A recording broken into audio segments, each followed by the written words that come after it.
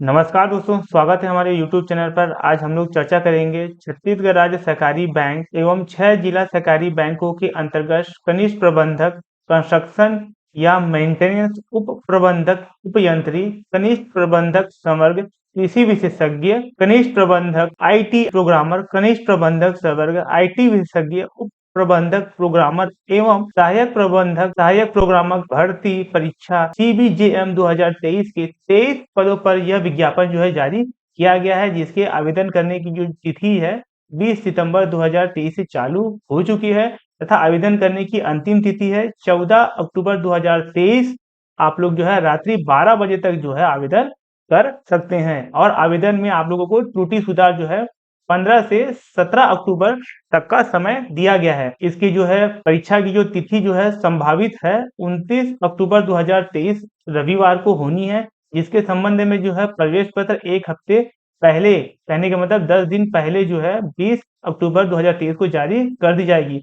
इसमें परीक्षा के समय के बारे में यहाँ पर जो है अभी फिलहाल नहीं बताया गया है और यहाँ पर जो है परीक्षा का केंद्र जो है 5 संभागीय मुख्यालयों को बनाया गया है। तो दोस्तों इसके बारे में और जानकारी हम लोग प्राप्त कर लेते हैं। यह जो परीक्षा है वो ऑनलाइन के माध्यम से करना है। ये जो विज्ञापन है वह व्यापम की वेबसाइट पर जाकर जो है आप लोग आवेदन कर सकते हैं। और दोस्तों अगर आप लोगों को अगर फॉर्म भरने में किसी प्रकार की समस्या हो रही हो तो इसके कार्यालय में दिए हुए समय पे 0771297278 नंबर पर जो है आप लोग संपर्क कर सकते हैं। संपर्क जो है आप लोग जो है कार्य दिवसों पर सुबह 10 बजे से शाम 5:30 बजे तक जो है संपर्क कर सकते हैं। अवकाश के दिन जो है आप लोग जो है ये जो मोबाइल नंबर दिया हुआ है यहाँ पर जो है आप लोग संपर्क कर सकते हैं। और दोस्तों आप लोगों को मैं बता दूं यहाँ पर जो है परीक्षा पद्धति एवं मूल्यांकन पद्धति बताया गया है, जिसमें से यह बताया गया है कि आप लोगों के जो मार्क्स जो है गलत होने पर, एक क्वेश्चन के आंसर गलत होने पर आप लोगों के 1/4 मार्क्स काट दिए जाएंगे और आप लोगों को जो है 4 ऑप्शन दिया जाएगा और यहाँ पर नीले एवं काले डॉट पेन का आप लोगों को यूज करना है। यूज करके जो है आप लोगों को बबल्स जो है फिल करने हैं। आगे बढ़ते हैं दोस्तों, इसके बारे में जो है हम लोग विस्तार से चर्चा करते हैं कि कौन कौन से पद हेतु यह विज्ञापन जारी किया गया है। तो चलिए आगे बढ़ते हैं हम लोग। यहाँ पर जो है देखते हैं कनिष्ठ प्रबंधन के IT या प्रोग्रामर के लिए एक पद के लिए, कनिष्ठ प्रबंधन कंस्ट्रक्शन या मेंटेनेंस के लिए एक पद के लिए, कनिष्ठ प्रबंधक संवर्ग कृषि विशेषज्ञ के एक पद, कनिष्ठ प्रबंधक संवर्ग IT विशेषज्ञ के लिए एक पद तथा उप प्रबंधक उपयंत्री एक पद रायपुर के लिए, बिलासपुर के लिए एक पद है। उप प्रबंधक प्रोग्रामर के लिए यहाँ पर रायपुर के लिए 4 है, दुर्ग के लिए 4, बिलासपुर के लिए 3, अंबिकापुर के लिए 1, सहायक प्रबंधक सहायक प्रोग्रामर के लिए अंबिकापुर के लिए यहाँ पर एक पद है। कुल इस तरह से 23 पदों पर यह जो विज्ञापन है जारी किया गया है। इसमें से जो है इसी पदों की संख्या में जो है कमी या बढ़ोतरी की जा सकती है। दोस्तों यहाँ पर जो है भर्ती की पात्रता एवं शर्तों के बारे में हम लोग जान लेते हैं। माननीय उच्च न्यायालय के निर्णय अनुसार पंजीयक सहकारी संस्थाएं छत्तीसगढ़ द्वारा जारी परिपत्र क्रमांक, ये जो नंबर है, इस पर जो है बैंकों में आरक्षण जो है लागू नहीं है। यहाँ पर बता दिया गया है कि यहाँ पर आरक्षण जो है लागू नहीं है। शैक्षणिक योग्यता के बारे में हम लोग बात कर लेते हैं कि कौन कौन से पदों के लिए इसकी शैक्षणिक योग्यता क्या क्या मांगी गई है।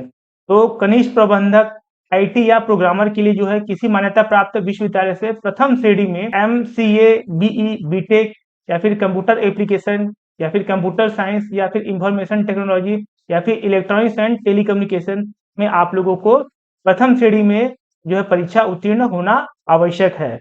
आगे बढ़ते हैं, कनिष्ठ प्रबंधक कंस्ट्रक्शन या मेंटेनेंस के लिए देखते हैं। किसी मान्यता प्राप्त विश्वविद्यालय से सिविल इंजीनियरिंग में स्नातक होना चाहिए प्रथम श्रेणी में या फिर द्वितीय श्रेणी में स्नातकोत्तर होना चाहिए। आगे बढ़ते हैं पॉइंट नंबर 3 की तरफ। कनिष्ठ प्रबंधक संवर्ग कृषि विशेषज्ञ के लिए हम लोग जो है इसकी शैक्षणिक योग्यता की बात करते हैं। यहाँ पर किसी मान्यता प्राप्त विश्वविद्यालय से एग्रीकल्चर में प्रथम श्रेणी में स्नातकोत्तर होना आवश्यक है। आगे बढ़ते हैं दोस्तों, पॉइंट नंबर 4 की तरफ देखते हैं। कनिष्ठ प्रबंधक संवर्ग IT विशेषज्ञ के लिए किसी मान्यता प्राप्त विश्वविद्यालय से प्रथम श्रेणी में MCA, BE, BTech, computer science या इंफॉर्मेशन टेक्नोलॉजी या इलेक्ट्रॉनिक्स एंड टेलीकम्युनिकेशन से जो है उत्तीर्ण होना अनिवार्य है। आगे बढ़ते हैं दोस्तों, पॉइंट नंबर 5 की तरफ देखते हैं। उप प्रबंधक प्रोग्रामर के लिए यहाँ पर बताया गया है किसी विश्वविद्यालय से प्रथम श्रेणी में MCA, BE, BTech, computer science, information technology, electronics and telecommunication से जो है उत्तीर्ण होना आवश्यक है। उप प्रबंधक उप यंत्री के लिए किसी मान्यता प्राप्त विश्वविद्यालय से सिविल इंजीनियरिंग में प्रथम श्रेणी या फिर द्वितीय श्रेणी में जो है द्वितीय श्रेणी से आप लोग जो है पोस्ट ग्रेजुएट और प्रथम श्रेणी से आप लोग जो है ग्रेजुएशन होना आवश्यक है। तथा लास्ट जो है सहायक प्रबंधक सहायक प्रोग्रामर के पद के लिए जो है इसी मान्यता प्राप्त विश्वविद्यालय से 50% अंकों के साथ MCA, BE या फिर BTech या फिर computer science, information technology, electronics and telecommunication से आप लोगों को यह परीक्षा पास करना आवश्यक है। तो आप लोग जो है इस पद हेतु आवेदन कर सकते हैं दोस्तों। तो दोस्तों हम लोग इसकी सैलरी के बारे में बात कर लेते हैं। इनका जो है लेवल कितना होगा, इसमें इसकी जो है 7वां वेतनमान यहाँ पर लागू होने जा रहा है। तो यहाँ पर देखते हैं कनिष्ठ प्रबंधन के लिए यहाँ पर जो है IT या प्रोग्रामर के लिए 42,200 रुपए से लेकर 1,36,500 रुपए लेवल 10 का यहाँ पर होगा। ये जो सैलरी है 43,200 रुपए से लेकर 1,36,500, ये जो है कनिष्ठ प्रबंधक IT प्रोग्रामर एवं कंस्ट्रक्शन या मेंटेनेंस के लिए, कनिष्ठ प्रबंधन कृषि विशेषज्ञ तथा कनिष्ठ प्रबंधन IT विशेषज्ञ, इन चारों पदों के लिए इसकी जो सैलरी जो है सेम है और इनका लेवल भी सेम है। यहाँ पर जो है उप प्रबंधक प्रोग्रामर के लिए इसकी जो है सैलरी है 35,400 रुपए से लेकर जो है 1,12,400 रुपए लेवल 8 का होगा। लेवल 8 का जो है उप यंत्री भी होगा, इसकी भी सैलरी जो है उप प्रबंधक प्रोग्रामर की तरह सेम रहेगी। तथा सहायक प्रबंधक सहायक प्रोग्रामर के लिए इसकी सैलरी होगी 28,700 रुपए से लेकर 91,300 रुपए लेवल 7 का यहाँ पर इसकी सैलरी होगी। आगे बढ़ते हैं दोस्तों, यहाँ पर पॉइंट नंबर 4 देखते हैं। आयु सीमा के बारे में हम लोग चर्चा कर लेते हैं। यहाँ पर जो है दिनांक 1/1/2023 कहने का मतलब 1 जनवरी 2023 को जो कैंडिडेट है 21 वर्ष की आयु पूर्ण कर ली हो तथा 35 वर्ष से अधिक नहीं होनी चाहिए। अगर आप लोग छत्तीसगढ़ राज्य के बाहर के उम्मीदवार है, दूसरे स्टेट के उम्मीदवार भी जो है इस पद हेतु आवेदन कर सकते हैं।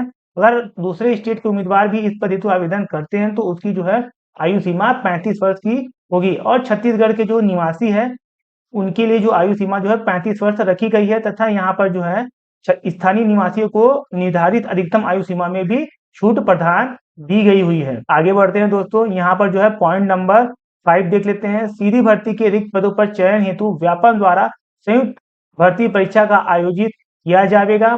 पॉइंट नंबर 6 देखते हैं। आवेदन के संबंध में संबंधित पद हेतु विहित शैक्षणिक अर्हता एवं अन्य आवश्यकताएं जो है अर्हताएं आप लोग धारित करने वाले अभ्यर्थी जो है इस पद हेतु आवेदन भरिए। आगे बढ़ते हैं दोस्तों, हम लोग जो है यहाँ पर पॉइंट नंबर 6 देखते हैं। पहचान पत्र का सत्यापन। अगर आप लोग जो है एडमिट कार्ड डाउन होने के बाद आप लोग एग्जाम सेंटर में जाएंगे तो आप लोग अपने साथ जो है Aadhaar card, PAN card, passport, driving licence, voter ID card जो है इसकी जो है मूल प्रति जो है ओरिजिनल कॉपी आप लोग अपने पास लेकर जरूर चाहिए। वहां पर जो है गेट में आप लोगों को दिखाना होगा कि यह जो आवेदन किया हुआ है यह स्वयं है कि नहीं करके, पहचान के लिए, सत्यापन के लिए। आगे बढ़ते हैं दोस्तों, यहाँ पर जो है सिलेबस की हम लोग बात कर लेते हैं। तो कौन कौन सा सिलेबस इसमें होगा के बारे में हम लोग बात कर लेते हैं। तो सबसे पहले देखते हैं कनिष्ठ प्रबंधन कंस्ट्रक्शन या मेंटेनेंस के लिए यहाँ पर भाग 1, भाग 2, भाग 3, यहाँ पर 3 भागों में यह एग्जाम होने वाला है। भाग 1 में जनरली सामान्य ज्ञान छत्तीसगढ़ का तथा छत्तीसगढ़ी भाषा का ज्ञान यहाँ पर बताया गया है।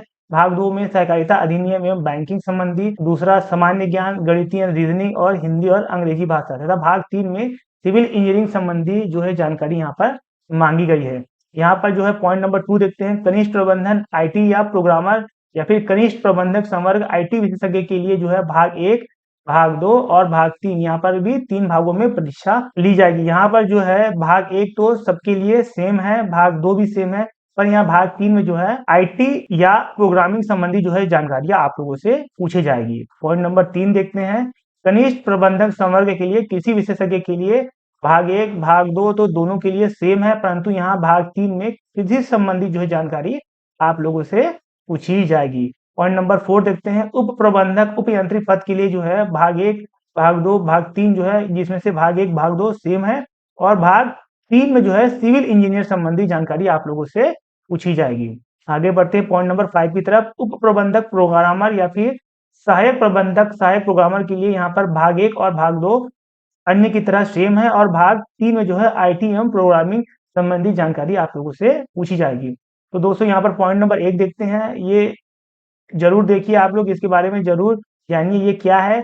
सीधी भर्ती पद पर चयन हेतु अभ्यर्थियों को छत्तीसगढ़ का सामान्य ज्ञान एवं छत्तीसगढ़ी भाषा के संबंध में लिखित परीक्षा में न्यूनतम 50 अंक उससे अधिक अंकों सहित उत्तीर्ण होना अनिवार्य है। कहने का मतलब आप लोग जो है कोई भी परीक्षा हो, यहाँ पर भाग 1, भाग 2 में न्यूनतम जो है 50% जो है अंक आप लोगों को प्राप्त करने होंगे। अगर आप लोग 50% से कम अंक प्राप्त करते हैं तो आप लोग जो है भाग 3 के लिए अपात्र कर दिए जाएंगे। तो आप लोगों को 50% से अधिक अंक आप लोगों को प्राप्त करना है, यही चीज यहाँ पर बताया गया है।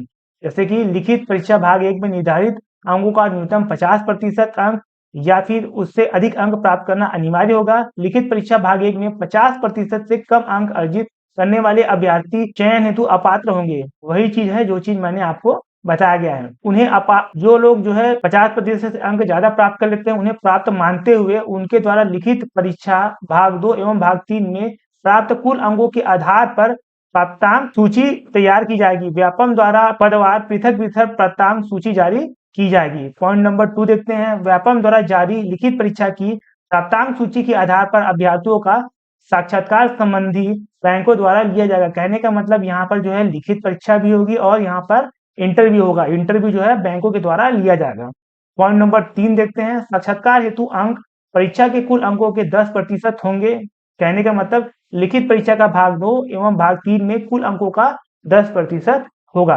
पॉइंट नंबर 4 देखते हैं। साक्षात्कार की सूचना उम्मीदवारों को कम से कम 21 दिन पूर्व पंजीकृत डाक या स्पीड पोस्ट द्वारा अनिवार्य रूप से भेज दी जाएगी और बैंक तथा सहकारी विभाग के अधिकृत वेबसाइट में 21 दिन पूर्व अपलोड कर दी जाएगी। आप लोगों को यहाँ पर जो है समय समय पर चेक करते रहना है।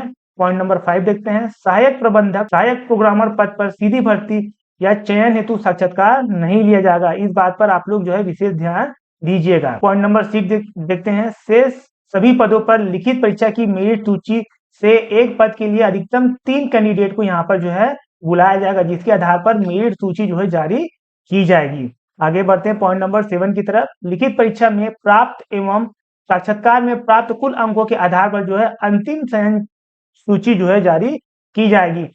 इसकी जो नियुक्ति की कार्रवाई जो है बैंक की चयन कमेटी या फिर स्टाफ उप समिति द्वारा यहाँ पर जारी की जाएगी। अगर दोनों के अंक जो है, 2 कैंडिडेट है, दोनों के जो है मार्क्स जो है समान है, तो उस केस में क्या होगा, जन्मतिथि को जो है प्रेफरेंस दिया जाएगा। जिसकी जन्मतिथि पहले आएगी उसको जो है पहले प्रेफरेंस में दिया जाएगा। तो दोस्तों, और यहाँ पर पॉइंट नंबर 10 जो है दस्तावेज सत्यापन के बारे में बताया गया है। अगर आप लोगों का सिलेक्शन हो जाता है तो उसके बाद ये फला जो है डॉक्यूमेंट आप लोगों को अपने पास जो है रख लेने हैं। अभी से जो है आप लोगों को ये सारे डॉक्यूमेंट जो है प्रिपेयर कर लेने हैं। तो दोस्तों, इसमें आप लोगों को मैं बता दूं कि लिखित परीक्षा होने के साथ साथ जो है इंटरव्यू भी आप लोगों से लिया जाएगा।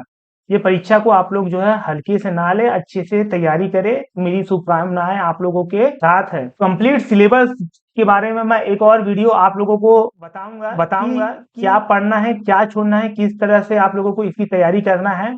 इसकी जो पीडीएफ है आप हमारे यूट्यूब के डिस्क्रिप्शन बॉक्स पर भी जाकर डाउनलोड कर सकते हैं। और किसी प्रकार की समस्या होने पर आप हमें यूट्यूब में कमेंट भी कर सकते हैं या व्हाट्सएप नंबर पर दिए गए मैसेज नंबर पर आप लोग जो है मैसेज भी कर सकते हैं। तो दोस्तों, आज के लिए इतना ही। ये वीडियो कैसा लगा आप हमें कमेंट कर जरूर बताइए। आप हमसे टेलीग्राम चैनल दिव्यांगन जी क्लासेस पर जाकर भी जुड़ सकते हैं। इस वीडियो को लास्ट तक देखने के लिए आप लोगों का बहुत बहुत शुक्रिया। धन्यवाद।